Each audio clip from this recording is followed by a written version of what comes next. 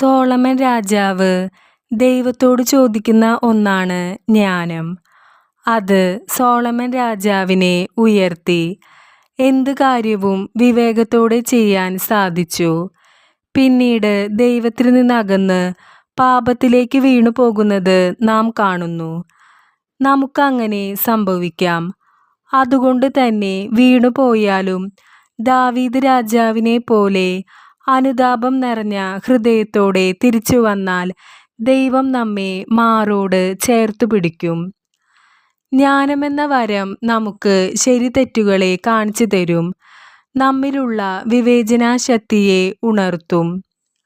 ലൂക്ക എഴുതിയ സുവിശേഷം 2-ാം അധ്യായം 52-ാം വാക്യത്തിൽ നാം ഇപ്രകാരം വായിക്കുന്നു: യേശു ജ്ഞാനത്തിലും പ്രായത്തിലും ദൈവത്തിൻ്റെയും മനുഷ്യരുടെയും പ്രീതിയിലും വളർന്നു വന്നു. യേശുവിൻ്റെ ഈ മാതൃക നമുക്കും പിന്തുടരാം. പക്ഷേ മനുഷ്യരുടെ മാത്രം പ്രീതിയല്ല നാം തേടേണ്ടത്, ദൈവത്തിൻ്റെ പ്രീതിയും കൂടി തേടണം. അതിനെ ജ്ഞാനമെന്ന വരത്തിനായി നമുക്ക് പരിശുദ്ധാത്മാവിനോട് പ്രാർത്ഥിക്കാം.